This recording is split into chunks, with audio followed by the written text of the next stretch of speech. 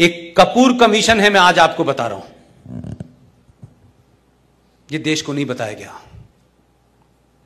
महात्मा गांधी के मर्डर के बाद 1969 में एक कपूर कमीशन बना है, उसकी रिपोर्ट नहीं सार्वजनिक की गई है। पूना में महात्मा गांधी के कत्ल से 3 दिन पहले उसमें एक डिस्ट्रिक्ट मजिस्ट्रेट और उसकी एक वाइफ का कन्फेशन बयान है।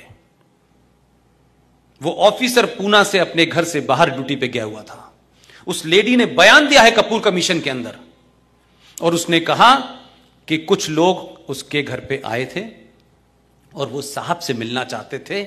साहब नहीं थे, उस जमाने टेलीफोन की सुविधा बहुत ज्यादा नहीं थी। उन्होंने अपने पूरे रिटर्न उसमें लिखा है, वो भी कोई बड़ी अफसर थी, उसने कहा कि 3 दिन पहले महात्मा गांधी की हत्या से जो लोग आए थे, उन्होंने कहा कि पुणे के अंदर ब्राह्मणों के खिलाफ बहुत बड़ा षड्यंत्र हो रहा है और काफी लोग मारे जाएंगे क्योंकि गांधी जी की हत्या होने वाली है।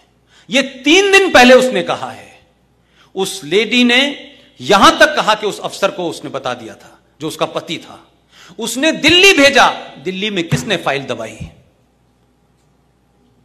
ये कमीशन के बारे में नहीं बताया गया आपको। वो कमीशन की रिपोर्ट निकलवा लीजिए ना, वो छुपका दी, दबा दी। हो सकता है कि सामने हो नाथूराम गॉडसे, और गांधी जी की हत्या से 2 दिन पहले का उनका बयान देख लीजिएगा। यह सब कुछ अवेलेबल है।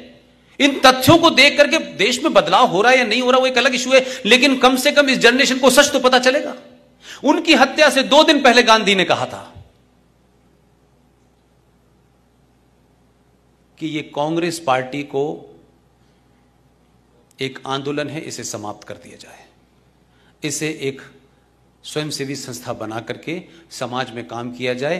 जिन लोगों को राजनीति करनी है कोई दल बनाए, अलग से करें। लेकिन कुछ लोगों को लगा कि ये दल ही खत्म हो गया तो हमारी दुकान ही बंद हो जाएगी। उन्होंने गांधी जी को थ्रेट 2 बार किया, और 2 दिन के बाद गांधी जी समाप्त हो गए। और कौन वहां खड़ा हुआ था? कैसे कैसे षड्यंत्र हैं आपके यहां। जाइए तो जरा बिरला मंदिर, जाइए तो इतिहास तो देखिए दिल्ली में जाकर के, क्योंकि हम सब लोगों ने अखबारों के माध्यम से पढ़ा है। और उस दौर के अखबार जो 1 या 2 हुआ करते थे, आज की तरह कोई 450 टेलीविजन नहीं थे। किसने सुना गांधी के मुंह से ये आवाज निकली, हे राम? किसने सुना था? ऐसा क्रिएट कर दिया गया कि सिर्फ नेहरू जी को सुनाई दिया हे राम कह रहे थे। How the create the thing, आपने एक क्रिएट करा, लोगों की सिंपैथी हे राम, आखिर में उन्हें भी हिंदू बना दिया और चल रहे। गांधी के बारे में कुछ मत कहना, कहते ही मुसीबत हो जाएगी। गांधी की पर्सनल लाइफ के बारे में विदेश में चर्चा हो रही है, उनके निजी जीवन के बारे में चर्चा हो रही है, वहां नहीं कुछ बोलेंगे। लेकिन जैसे ही इस देश में भारतीय जनता पार्टी और आरएसएस को कॉर्नर करना हो तो 2 एजेंडे लेके खड़े हो जाओ कि आरएसएस तो वो पार्टी है, वो संगठन है जिसका गॉडसे जो था मेंबर था। और ये देखिए, ये तो वीर सावरकर के समर्थक हैं। तो ये बड़ा अच्छा है, जैसे ही वो ये बोलते हैं ये बेचारे डिफेंसिव हो जाते हैं। अब ये डिफेंसिव नहीं हो रहे, अब उनको संकट लग रहा है, इसे नया क्रिएट करो। तो इस बार क्या हुआ कि उन्होंने कहा कि अच्छा, जिसको तुमने हिंदू आतंकवादी क्रिएट किया था वही हम उसके खिलाफ उतार देते हैं, जो हिंदू आतंकवादी थ्योरी का जनक था।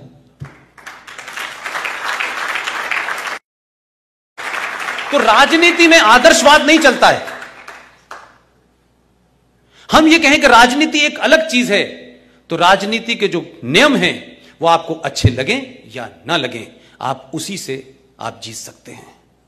जब आप आदर्शवादी थे, ये तमाम संघ के लोग होंगे यहां, इन्हीं का संगठन, इन्हीं की Bharatiya Janata party political training लोग लेते हैं, जाते हैं। मैं गलत कह रहा हूं साहब? मैं गलत कह रहा हूं? आपसे जुड़े हुए लोग होते हैं, वो चले जाते हैं राजनीति में। जब वो राजनीति में चले जाते हैं तो उनका अपना एक राजनीति के खेल है। ये क्या कर रहे थे बेचारे? ये 5000 साल पुरानी अपनी आदर्श समाज में बेचारे जी रहे थे कि जैसे हम ईमानदार हैं, दुनिया भी ईमानदार होगी, और अगर नहीं होगी तो हमको देख देख के हो जाएगी। 100 साल से बेचारे ये कर रहे थे।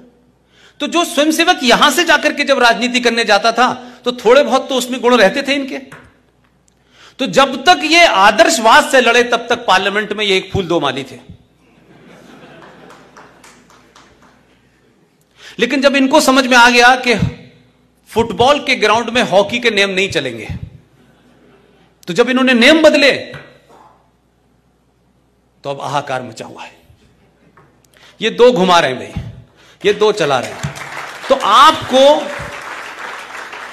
5000 साल पुराने हथियार से आज के इस्लामिक आतंकवाद को आप सामना नहीं कर सकते। अपनी सोच को बदलना होगा, अपने हथियार को बदलना होगा, अपने नैरेटिव को बदलना होगा, अपने लोगों को उस आदर्श समाज से बाहर निकालना होगा। वो आपका ख्वाब है कि जब आदर्श व्यवस्था हो जाए तो वैसे ही रहिएगा, लेकिन ये समाज आदर्श समाज नहीं है। जिनसे लड़